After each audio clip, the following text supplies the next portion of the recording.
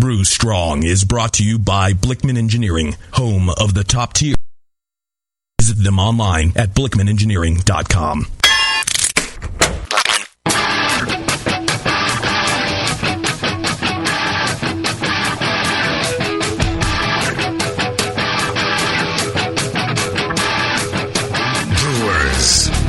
It's time for the beer radio you've been looking for. This is the show that dispels myths, tackles the toughest topics, and makes no apologies for geeking out on beer. Hosted by two guys that drink before they think. Jamil Zainashev and John Palmer. This is Brew Strong.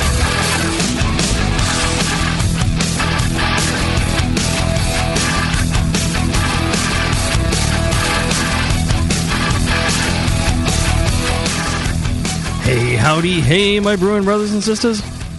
Greetings, Cretans. How you doing today? All of us Cretans? Yeah. We're doing fantastic, I think. Yellow. You're doing yellow. Ah. Stage yellow. Sort of like the, security threat levels. Oh, okay. It is a threat, that's for sure.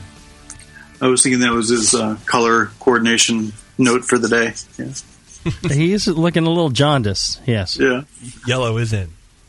Yeah. It's his color. Yeah. Did you all partake of any Super Bowl parties yesterday? I did. I had a Super Bowl party of one. Ah. All by my own lonesome. Really? I did. I had some work to do, and then let's see, I made myself like 2 pounds of wings and ate those. You tubby loser. And then sucked that down with a bottle of Evil Twin. Yeah. And actually, kind of sounds really good. It was really good. And they actually went together really well. Then I had myself a big bowl of guacamole that I had made. Mm. Man. And then I kind of passed out. Thank God for DVRing the game, because I went back up and I was able to kind of back up and see what I missed. And then it was nothing, right? You didn't really miss it. No, not really. And then I had some baby back ribs.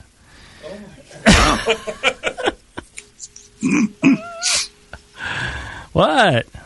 How's your cholesterol? I don't know. It's my holiest of holy days. That's true. So I make the most of it. It's like, Jesus walking amongst us again. That's what Super Bowl Sunday is. I thought you would have done some takeout Indian food or something. No. I really live it up on Super Bowl Sunday. Yeah, kick the family out. Yeah, food, I don't know where the family was. Yeah, I was like, nice long nap. Back up. Enjoyed the game. Sounds good. Yeah. I just watched it here at the studio. Mm-hmm. We had our pregame show with Mason from 961 Beer, a nice little craft brewery in Lebanon. So that was a good interview. And then, just basically hung here. I actually made some wings for everyone. Mm-hmm. Used Frank's Red Hot. I don't know your sauce of choice, but mine is Frank's Red Hot. Oh, yeah, Frank's. Pretty sturdy, right? Absolutely. And Frank's is an excellent choice. And then just hung out, drank a lot of beer, hung out, and Bevo came over, Bevo and Sam, and brought their little mutant, and Terrence, cool. Becca brought theirs, and then they brought a friend who had another baby, so it was like Baby City. Mm-hmm. And that was real gross, because there's dirty diapers being changed and poop being wiped up like every quarter. It was gross. So, and the babies were a mess, too. The babies were a horrible mess. And I don't know, what about you, Johnny? Nothing. I got the kids to help me clean up the garage a bit, and then ordered pizza. Nice. Sounds good. I wonder how much pizza is. Way to parent there, John. Yeah. It's like, if you help me, I'll give you a pizza. If you do this for me, you can eat, is basically what you're saying. Yeah. All right. What do we got today, fellas? Well, we got some wet stuff versus the dry stuff. Nice. Yeah, about sums it up. Any questions from the chat room? Let me think. Tour's in the chat, and he says, "Who are you people?" I don't know. I'll tell you who is good people. Yeah, Blickman Engineering. that's true. Our buddy John Blickman. Good old John. Yeah. Yeah, baby. Yeah. I bet you he had a wonderful time. They're actually not far from Indianapolis, are they? Yeah, I don't know. Sure. They're out that part of the country. I bet you the parking around his house a couple 100 miles away was still probably bad. I think of the entire Midwest as within driving distance of itself. You know. Oh, yeah. You can get anywhere because no one really knows that part of the country. It's like deepest, darkest Africa in the 40s when it wasn't really even explored all that well. It's like, I don't know. It's just this thing that I'm sure it's easy to get in and out of. Yes. That's my like opinion. the Midwest. Yeah. Well, I'll tell you, if you want some of the best brew gear you can get, you want to check out BlickmanEngineering.com, Blickman with 2 N's. There are lots of innovative products. They're constantly coming up with new stuff, making the process of brewing better and more effective. So check them out. A great sponsor of this show for a long time and good friend to all of us and to homebrewers everywhere. So check them out. Tell them how much you appreciate the sponsorship of the show and see what kind of interesting goodies they have there. BlickmanEngineering.com. That's absolutely correct, Jamil. Thank you. You know that the tagline I came up with for Blickman, innovate your homebrew. He never used it. Oh, really? Never used it. Never paid me off for working for him or anything like that. Just kind of, whatever. It's fine. Did you tell him? Did he actually ever hear the idea of innovate your homebrew? Yeah. Well, I Facebook messaged him because we're Facebook friends. Oh, your buddies. And he said, "Oh, that's pretty good." He never said he would use it, so I'm sure he was just being nice, being a nice guy, right? But I at least want $10,000 for it. Oh well, there's your problem. You're not dealing in reality. That's true. I never actually told him my price either. Right. So. Well, there you go. All right. Well, yeah. Today we're going to kind of get into wet hop beers. Some time ago, there's a student, and he is in I can't remember. I didn't print out the whole thing, but he's in a brewing sciences at the university, and yeah. And some while ago, his team had a challenge that, all the teams in the class were challenged to produce the highest amount of extract given, a certain volume. And he emailed me about that, and they won that challenge. And then just recently he asked me again, he said, well, our next challenge is to, make a great, wet hop beer. And, what kind of recipe changes can we, brew a regular IPA and then just swap out wet hops for it? Or, what kind of changes would we need to do to the recipe in order to make those initial tests valid for, a future beer? So I pretty much blew him off and said, we'll do we'll do a show for this instead. So that's what we're going to do today. We're going to talk about wet hop beers. Got a lot of great information from some of our favorite brewers out there, and we'll get into it right after these breaks. When you hear Blickman Engineering, think innovation, passion, quality, and customer service. Blickman gear is designed by brewers to give you a sense of pride in your equipment. At Blickman, they know what makes brewing a pain and build gear that makes it fun. Like the intuitive beer gun, a completely different approach to filling bottles. The Therminator Wort Chiller, a new take on a plate chiller that's sized for flow, performance, and the high groundwater temps homebrewers face every day. The Brewmometer, a brilliant weldless thermometer design with brewing parameters right on the dial. The Auto Sparge, ultimate simplicity for preventing an overflow or running your mash tun dry. And much more, like the modular top-tier brewing stand, conical fermenters, and their Boilermaker brew pots.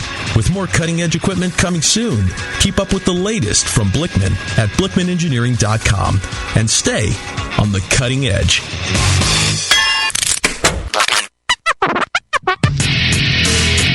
Hi, this is Push from the Brewing Network, and I want to tell you about the Brewmaster's Warehouse and how you can get 10% off your next order. I'm a pretty techie guy, but I've never seen an online store like this. It's awesome. Go to brewmasterswarehouse.com and click on Brew Builder. You can whip up a custom recipe so easily even Sven could do it. Seriously, it's slick. You can share your recipe with your own logo and notes to the Brewmaster's database if you want, and the best part, it keeps a running tally of the beer you're building while you're doing it. Then, bam, click Buy Recipe, and your cart is filled and ready to go with helpful suggestions in case you forgot something. This thing is amazing. Brewmaster's Warehouse is run the way a homebrewer would do it, with great service, fast turnaround, and $6.99 flat rate shipping. Brewmaster's Warehouse and the Brew Builder blew me away. Check it out today at brewmasterswarehouse.com. I'm serious. And don't forget to put BNARMY in the discount code box for 10% off your order. Check out brewmasterswarehouse.com. Cheers. A heretic is anyone who does not conform to an established attitude, doctrine, or principle. If you love craft beer, you're already a heretic. The very first thing we did when we started looking at the beers that we would brew, we got rid of all those recipes. We started from scratch. We've been pilot brewing the most creative things that we could think of and the most interesting things. We've completely gone away from style. Heretic Brewing Company is opening this spring in Pittsburgh, California, and you can be a part of it. Visit hereticbrewing.com and facebook.com/hereticbrew. Get the latest updates on the brewery and upcoming beers. Show everyone how you celebrate great beer as a heretic. It's a fairly powerful word. Being a heretic, that means you're not settling for ordinary beer. You are going with flavorful, creative, bold, interesting beers. A heretic is looking for the best beers out there. Be a heretic. Don't drink ordinary beer. This time the Brewing Network microphones turned on, More Beer was behind it. More Beer sponsors the programming on the BN because, like you, they love brewing. And like the Brewing Network, they love sharing their knowledge. Morebeer.com isn't just a website to place your next equipment or ingredient order. Morebeer.com also gives you access to free beer information that will make you a better brewer. Go to morebeer.com and click into the Learning Center. You'll find podcasts, technical facts, video tutorials, and more, including access to The Buzz, More Beer's social network of more than 5,000 members. And some of them might even be crazier about beer than you are. Get over to morebeer.com today and take advantage of The Buzz, the forum, the Learning Center, and make sure you're signed up to receive the newest More Beer catalog. More Beer, bringing you absolutely everything for beer making.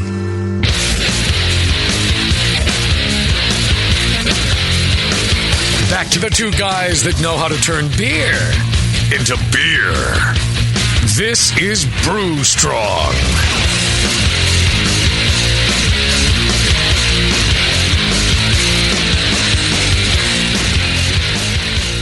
All right, we're back. Yes, we are. I was taking a drink, And JP is getting sick, I think. No, I would never do that to you. I'm fighting it. He's getting the pneumonia. Well, hanging out with you, and then, Schumann's my roommate, and he has it. Well, with Schumann as your roommate, you're likely to catch more sexually transmitted diseases than you would respiratory diseases. Most of them you can't get twice, you know what I mean?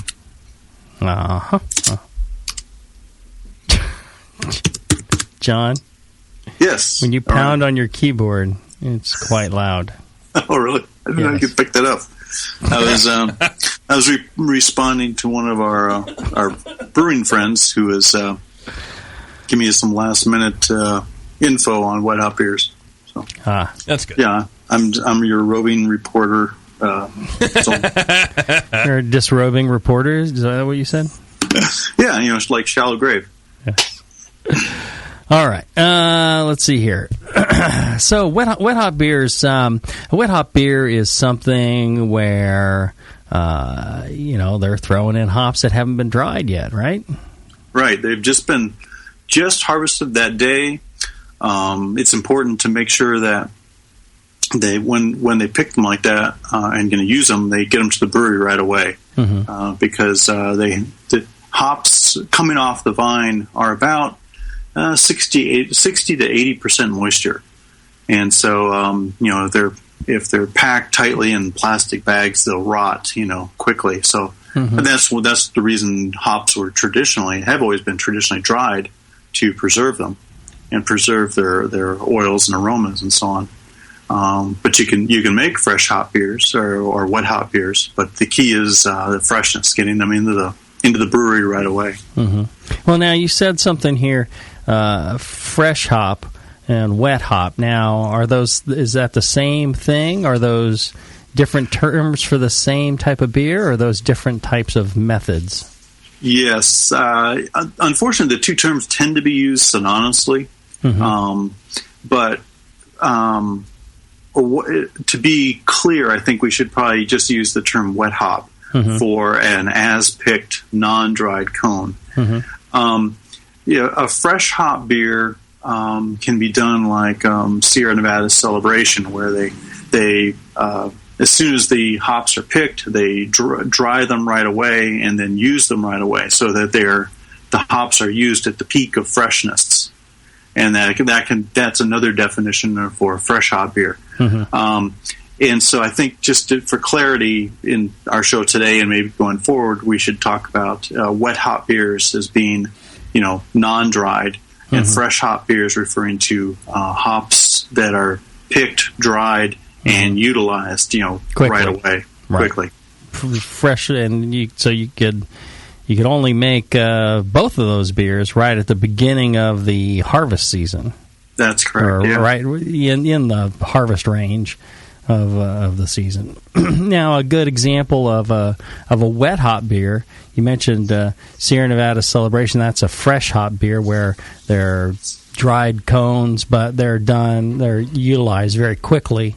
In brewing the batch. That's why Celebration only comes out that time of year. People wonder why Celebration isn't a year-round beer. I guess it could be twice a year, because you have your southern harvest and you have your northern harvest. As a matter of fact, Sierra Nevada has like a southern harvest ale and a northern harvest ale, don't they? Yeah, I believe that you're right. They do, and their harvest ales would be the wet hop beers. So they're using fresh wet hops. Now, obviously, I don't think they could use the Southern Harvest one the exact same day straight from the field, but I believe what they do is they box them up, and just in cardboard boxes. I don't think they put them in bags, because, like you're saying, the bags would make them rot. As soon as they got warm, it would start to break down all the leafy matter. And I've seen boxes of hops at breweries where places like Hop Union or wherever, or Willamette Valley, or these places, they'll get the fresh hops. They'll just throw them right in a box off of the picker, and off of the thing that strips the cones off the binds, and then right into cardboard boxes, and then they throw them on a plane and fly them down, and then they're utilized for wet hop beers. So I think it's possible that breweries anywhere could do this. I know that there's a lot of small hop growers that have started up. I get emails every once in a while from somebody saying, I'm going to start my own hop farm, and with the price of hops at $20 a pound, I can be rich. And then I'm like, well, the price of hops is going to go back down. Oh, no, it won't. It's like, yeah, it will. But I think where those folks can excel is in having fresh hops for a brewery. They could get with their breweries and say, look, I'll grow these hops, and then you won't have to pay, next day air on hops. You'll get them fresher, and you'll be paying, about the same or a little bit less, but they'll be fresher, and, you can say they're locally sourced and all that. I think that's where those small hop farms can do well. And there's a lot of little ones popping up all over the place. I think that's one area they could really do better than the bigger hop producers, and show value. And get premium price for their crop. A price that might actually work for them. All right, so what kind of things do you need to think of? The guy who asked this question, his main concern was they'll dial in a really nice IPA recipe, Now, how do you take that from, a nice IPA recipe to a wet hop recipe? How, what changes need to happen? What do you need to account for? Yeah. Well, in talking with breweries such as Great Divide and Lagunitas and Firestone Walker, the feedback I've gotten is that you really use the same recipe, but you may change the way that you schedule the hops. I've asked, is there, would you make differences in varietal selection? Normally you would use Centennial, Simcoe, Cascade, Columbus or whatever for an IPA. And would you change that, or would you just take whatever is available?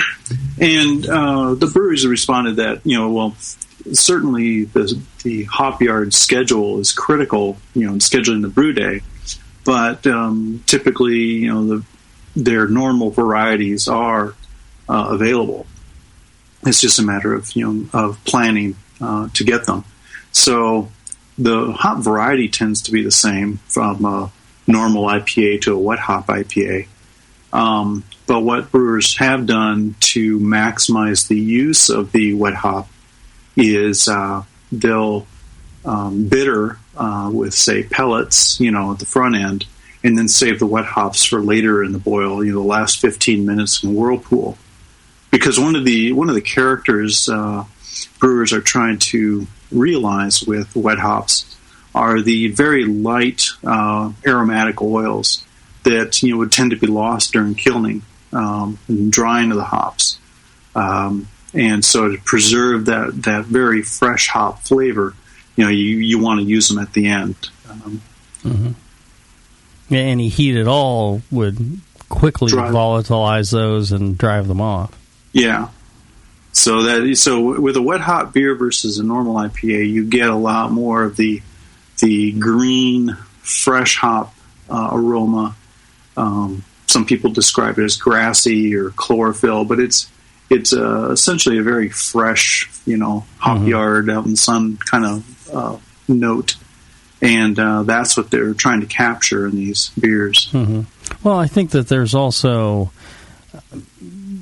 compounds that are in the wet hops that are driven off as well as the moisture is driven from the hop.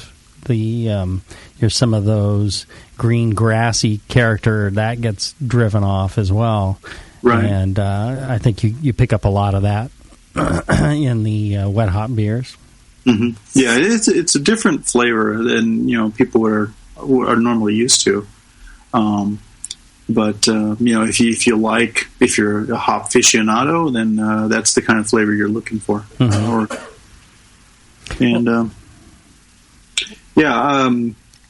Let's see. Looking at some of my notes here.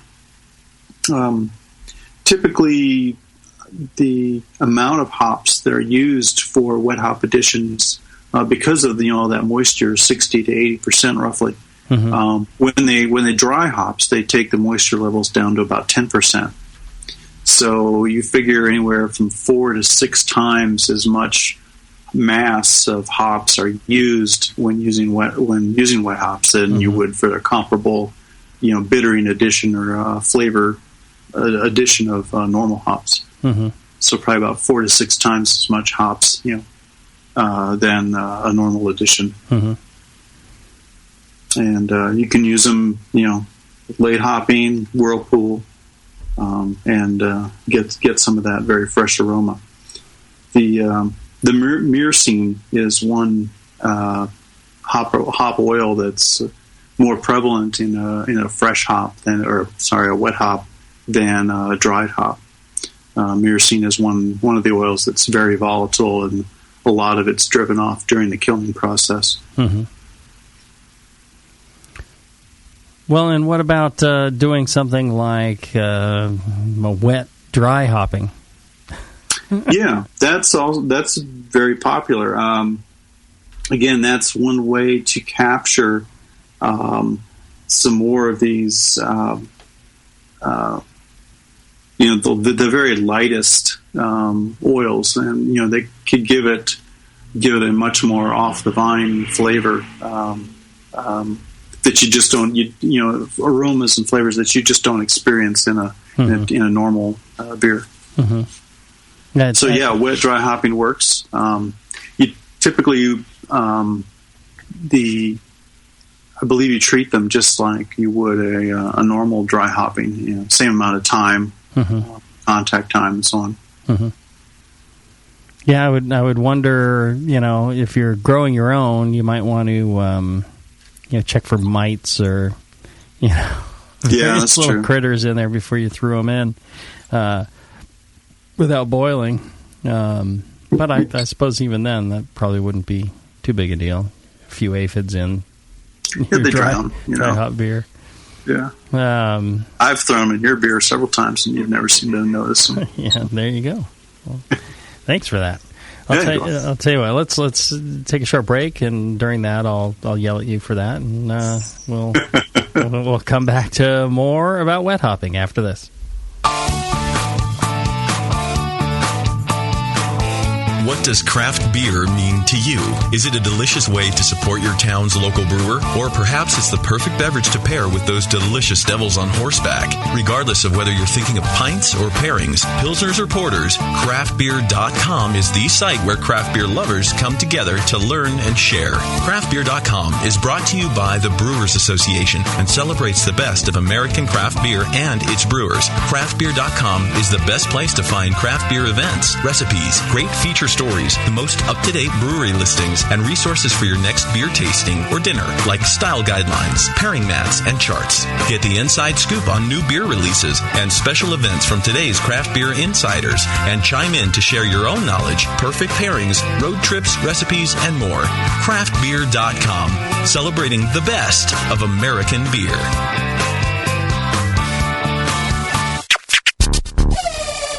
Nico, listen, our lawyers said that we had to do this for 1 hour, and after this, we don't have to talk to each other for 3 more months to the next meeting. Kids, come on, let's get out of here. I'm supposed to have more lines, so I'm the professional.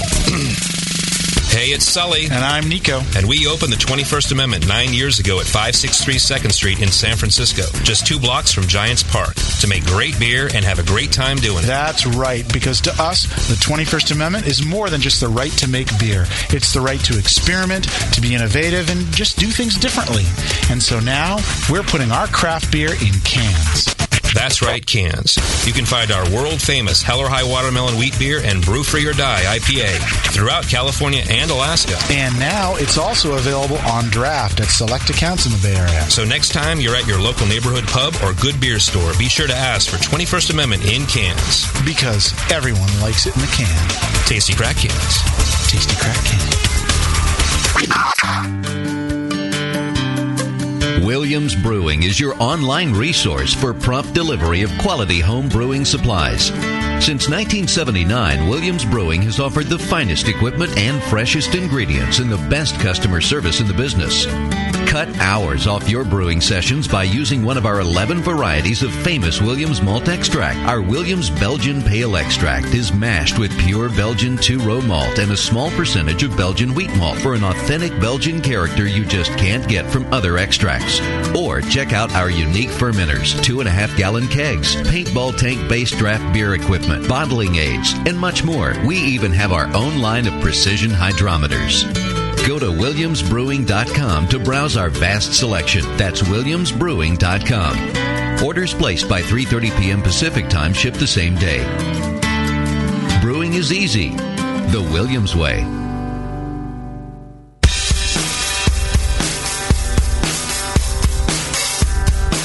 Back to your hosts, Jamil Zainasheff and John Palmer. Putting the testicles in technical.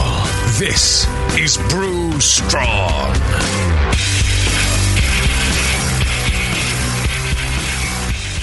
All right, we're back. We're talking about wet hops. So, John, what about the storage of these wet hops? Can you store them for a period of time and then use them, or does it have to be right away? I mean, what's well, the deal they're there? pretty unstable. Mm-hmm. Because of the high moisture content, they might break out and start screaming at you at some point. That's right. Yeah, but metaphorically, of course. So like JP would be like a wet hop. He has been described as a wet hop. Yes. But they're usually, as you said earlier, they're stored in cardboard boxes or shipped in cardboard boxes, loosely packed, and generally they're chilled, unchilled use. They're kept in the hop storage room, which in most breweries are in the cold room, so that that the coolness helps. 40 degrees or so helps keep them from spoiling, from molding, and so on. Generally, it's a low moisture environment in a room such like that, and so that also helps preserve them. But generally, the recommendation is that you use them within 24 hours.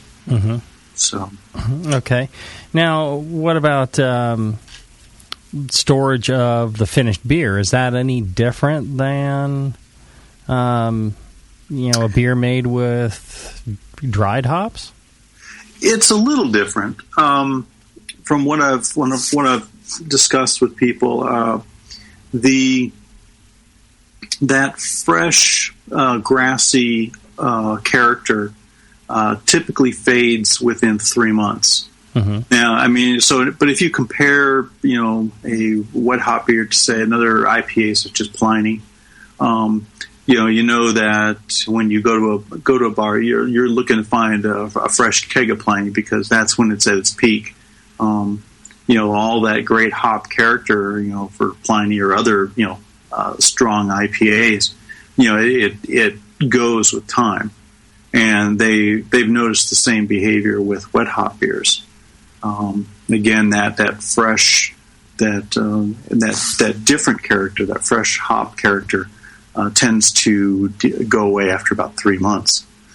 Now, Jeremy over at Lagunitas was telling me that when they wet dry hop beers in the kegs, he said that there are so many unstable compounds in those beers that the beer changes daily. They every day a different, same keg, but every day a different beer when they pour it. Because that dry hop character, their wet dry hop character is constantly changing. Well, that sounds like a great way to go then. Yeah. It'd be an interesting, and for a lot of people like myself that grow hops, I'll definitely throw some in a keg and see how it goes. Now, that's one thing when you're growing your own hops. It's pretty difficult to know what the alpha acid would be of wet hops, even if you were able to grow your own hops and do some tests and boil it and make a beer and compare that to a known value or send it out for analysis. The problem with that is all your fresh hops, they're not going to be fresh anymore, or wet hops are not going to be wet anymore by the time you get that process done. So you're never really going to know what your alpha acid is if you're using homegrown. Now, if you buy them commercially, they'll do the tests real quick and let you know what the result is. Right. Yeah, you just kind of have to go with the average for the variety. 5 to 7%, 9 to 12%, that kind of thing. Well, it can vary wildly on homegrown because the growing conditions have such an impact. It's like just trying to grow tomatoes, and your tomatoes are maybe small and green, and the next block over somebody's growing and I these suppose huge you have big ones. red ones, huh? I've got big, giant red ones. Well, and just because the varietal says 5 to 7 doesn't necessarily mean that that's even what you're going to get. Right, you could get 1 to 2. Yeah. Or you could get, rarely do you get more because the hop growers, they know what they're doing as far as... For people that grow their own hops at home, you've got to get up and feel the cones. You're looking for a more resilient, springy, papery sensation rather than just a soft cone. And look at the lupulin, kind of break a cone apart, look at how yellow it is, smell it. Right. The longer you I like to do that hops, every morning. Yeah. You feel the cones, squeeze them, look for the yellow. Yeah. if you can get other people to do it, great. Otherwise, do it yourself. Right. But feel the cone and feel how ripe it is. And the longer you leave them on the vine, the more the oil content will increase. So, you don't want to leave them on, until they start turning brown. You want them to, you want them to stay green, maybe a little bit of brown at the very edges, as they start to dry out and mature. But that's why you're smelling them and feeling them, is you're looking for that kind of peak where the lupulin's turning really yellow, and the oil, that you can really smell that oil come in the cone. But I'm serious here. You want to do this daily because it progresses that fast. One day they're perfect, and the next day not quite so much. It's kind of like doing barreled beers where, Chris and I were talking. He's like, it's if something's not exactly ready. I said, well, in barrel-aged beers, I think it's either not quite enough or it is too much. That moment where it was perfect is rarely caught, I think, and that's why you hold back beer for blending. I think the same thing on the hop cones. You can't really hold back, lesser aged hops, although they may not all progress at the same on the vines. So, you want to check it every day. You want to go out there and squeeze your cones every day and smell them and look at them, and because there will come a day where it's just about perfect, and that's when you want to go ahead and pick them and brew. You have to be prepared to call in sick for work and brew on that day if you really want the best effect, I think. Yeah. I've met. Talk with people that bring bags of hop cones to a homebrew club meeting, and they pick them too early. There's no real aroma in them. They just look nice and big and green, and like he said, the pictures you see on the book covers and stuff. It's like, well, yeah, that's a nice green hop cone, but you're looking, smell it. That's the telltale. Right. So. Well, and that's what you're trying to capture, because really a lot of the flavor compounds, you lose some, I guess, the more it's kilned, but what you're trying to get is that very elusive, lighter, very highly volatile aromatic compounds. And, sesquiterpenes or whatever. Exactly. I couldn't have said it better myself. All right, let's do this. Let's take another short break, and we'll wrap this subject up and answer any of the questions you might have in the chat. Back after this. When Blickman Engineering set out to design a great brewing stand, they knew it had to be strong, adaptable, and last for a lifetime. The top-tier brewing stand is now proudly available at BlickmanEngineering.com. It grows with your brewing skills and equipment. Start with 5-gallon coolers on its heavy-gauge stainless steel shelves. Then move all the way up to 30-gallon pots on the high-output burner tiers. Speaking of burners, the custom Blickman Engineering top-tier burners are extremely powerful, efficient, and amazingly quiet. They have safety stops to center your pot, and they'll last a lifetime and won't rust. The top-tier brewing stand allows virtually infinite combinations, from traditional gravity systems to 2 tiers to completely horizontal. Configure your stand the way you want and have the freedom to change it at any time in the future. Your brewing stand should adapt with you, not force you to learn a new process. Visit BlickmanEngineering.com today to configure your top-tier brewing stand and to find a local Blickman retailer. You'll be surprised with all the flexible features and the competitive price. Start brewing with Blickman from the top tier. In a world where everything has been lost. What happened to the city? It's in ruins. Only one man has the ancient knowledge to restore civilization. I need a drink.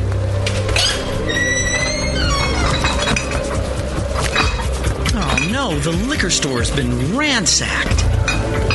You looking for beer, stranger? Boy, all the liquor got drunk up in the first 25 minutes of the apocalypse. Wait, there's still some bottles over... Oh, no. Those are non-alcoholic beer. I reckon you better stick to arrowroot tea and a desperate nomadic existence like the rest of us. People, I'm a home brewer. I know how to make alcohol. It can't be done. Come with me if you want the beer. Okay, I'm going to need some big plastic buckets. He is the chosen one. The prophecies say that he's going to get us wasted. Someone start heating water. And From the creators of Northern Brewer, the people who brought you $7.99 Brew Saver shipping, massive selection, and superior customer service comes the Homebrewer.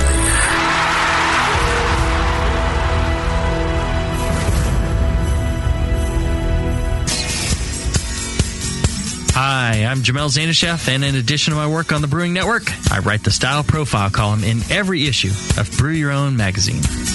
Hi, I'm Sean Paxton, and when I'm not prepping for the Homebrewed Chef on the Brewing Network, you can find me writing articles on how to cook with your homebrew for Brew Your Own magazine. Greetings, cretins. This is John Palmer, and when I'm not writing for Brew Your Own, I'm reading it. John Palmer, Sean Paxton, Jamil Zainasheff. If you love listening to them on the Brewing Network, you'll love reading their articles, tips, and recipes in the pages of Brew Your Own magazine. Join Jamil, John, and Sean 8 times a year in Brew Your Own. And when you subscribe to BYO on the Brewing Network website, half of your subscription price goes right back to the BN to support great beer and food programming. So sign up for Brew Your Own magazine through the BN website today so you can listen and read your way to better homebrew. Hey, what are you doing, man? Writing a review of WLP 400. What? You're reviewing yeast? Yeah. White Labs has home brewer reviews of all their strains. Are you new to these interwebs? Check it out. That's awesome. White Labs, your source for great yeast, invites all brewers to visit whitelabs.com to read and write your own reviews of all their yeast strains. Get real-world tips and tricks from other brewers who have made the most of their vials and post your own experiences. It's another way White Labs brings you closer to the best yeast on the planet. And send. There you go. You misspelled flocculate, dude. What? White Labs. It's all in the vial. Back to the beer guys that make other beer guys look like wine guys. Brew strong.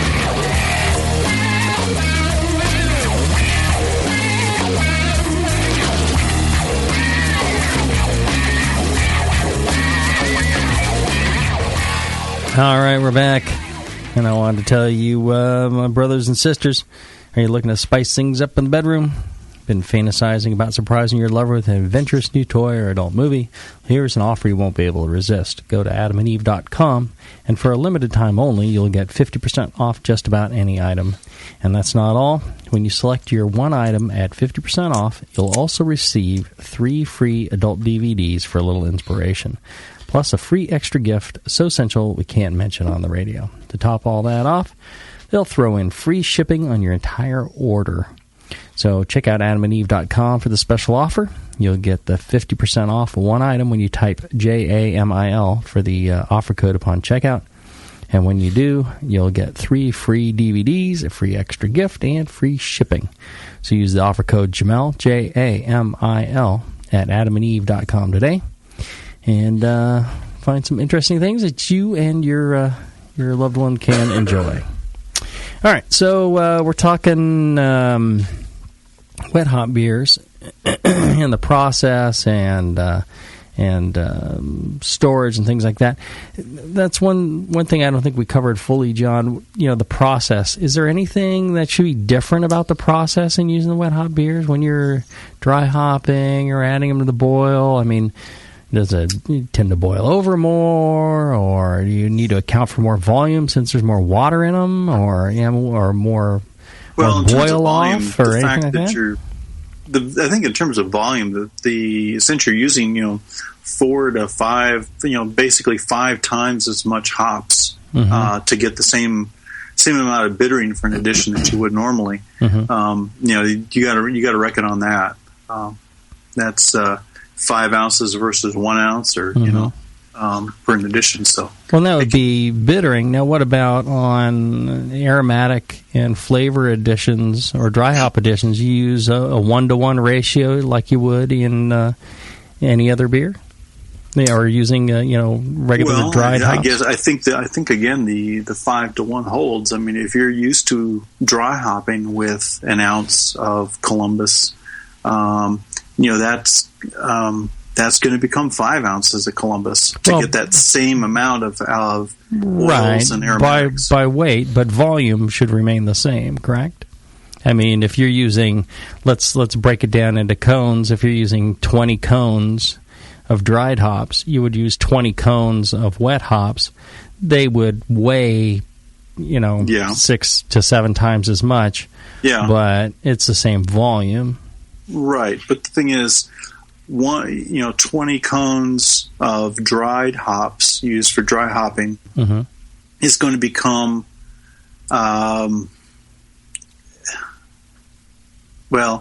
if you're doing it by weight basis, that 20 cones would weigh, 0.2 of an ounce. You're going to need to use 5 times to get, as much weight, and that's going to be 100 cones worth in terms of no, because the hops weigh 5 to 6 times or 7 times more.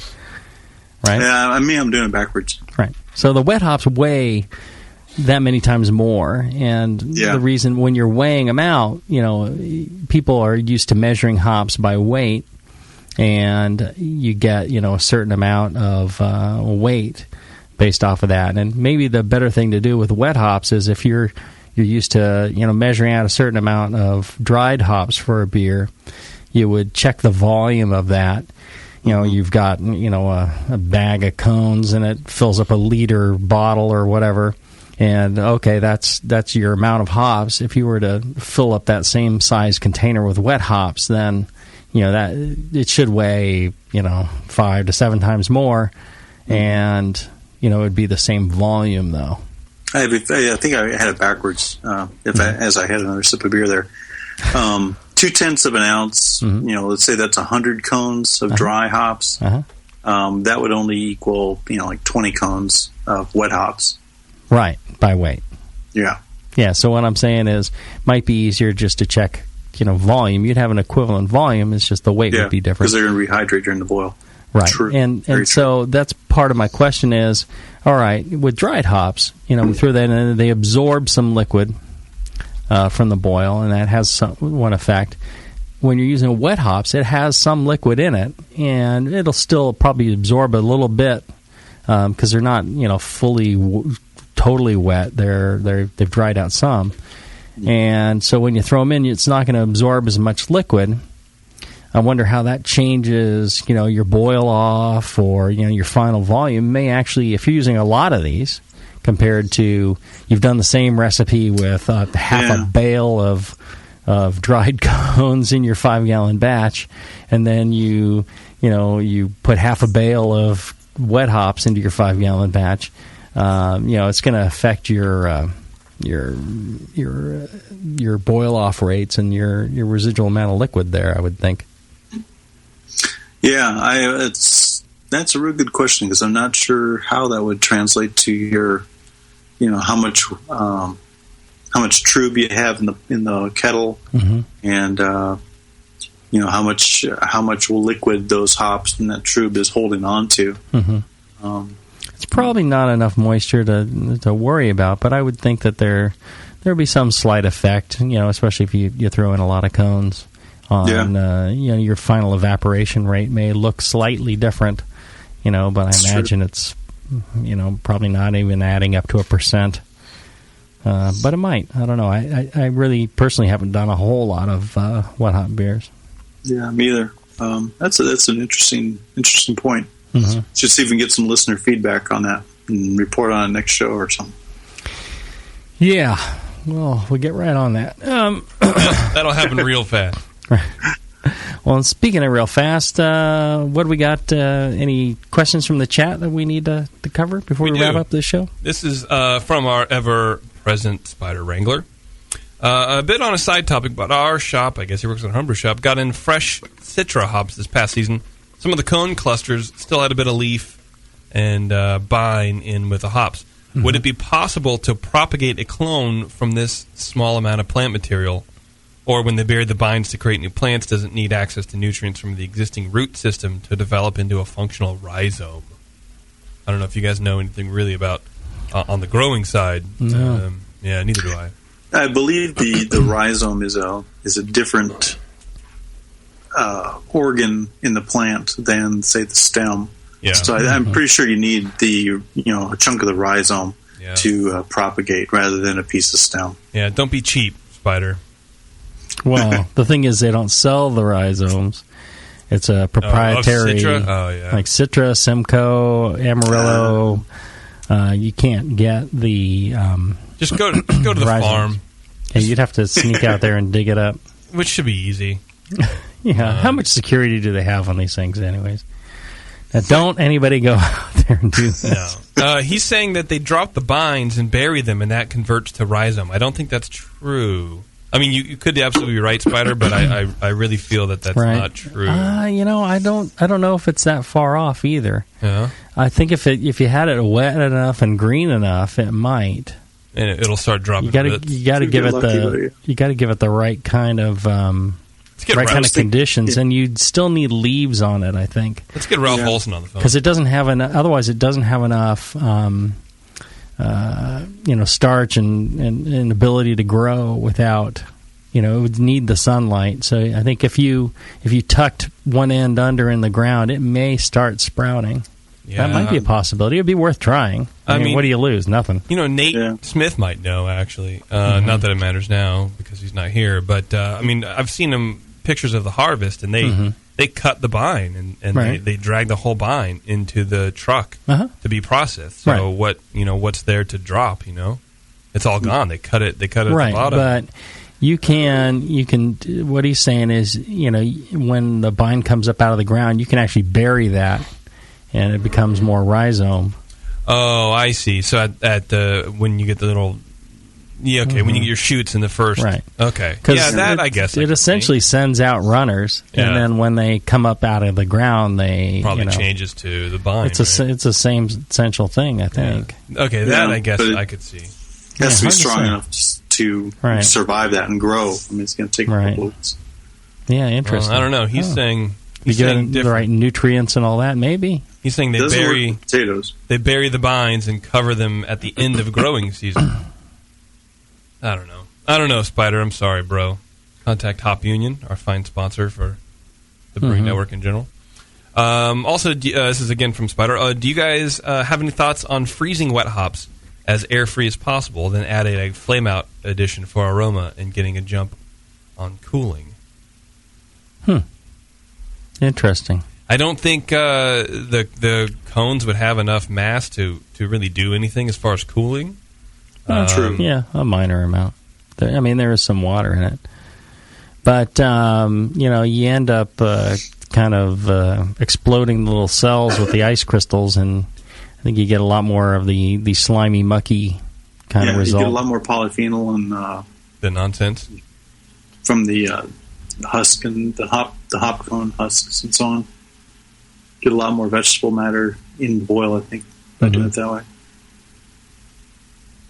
And then our last, more of a comment from Cal Pyro in chat. He wanted to comment on growing hops with like Columbus. He said dank hops like Columbus get a real strong onion flavor when left on the vine until ripe. Cascade gets much better when really ripe. So I guess it's varietal dependent on how long you really want to leave it. I guess maybe there's some varietals that you would just pick when they're maybe you wouldn't, as far as like a Cascade, maybe you would let Cascade go longer than a more of a danky, so you don't get that real weird oniony chive thing happening. That was all. That's it. All righty. Yeah. Good point. Yeah. Well, I think that that's another fine show, and good comments from the chat. Chat. We're just talking up a storm to themselves, man. Good. Right, not listening to us. Just good for them. Talking up a storm. Sure. Makes sense. All right. If that's what you want to do. John, how do you feel about that? Well, I'm just glad I had a whole bottle of Evil Twin here to drink. There we go. There you go. Getting his drink on. That way he can think. And, I interesting to learn about. It is. It was a good time. I don't think that there's a man alive, or a woman for that matter, that can smile wider than John Palmer does when he's drunk. He's just two eyes and a big grin. All right. Well, on that note, if you're listening live, stay tuned. We've got a great Q&A show coming up for you, and if you're not, you'll hear that in about 2 weeks.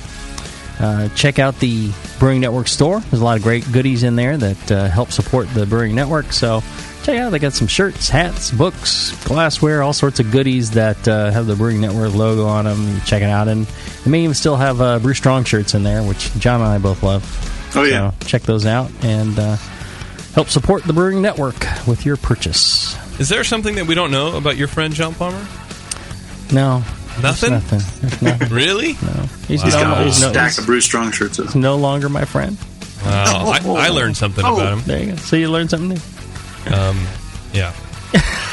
Well, in that case, he's a green and a grin and two eyes. Is that there you go. Yeah. Is that what you learned about my friend John Palmer? He's a grin and two eyes. If you want to see a winning smile, get Palmer drunk. All right. Till then, Brew Strong. Brew Strong, everybody.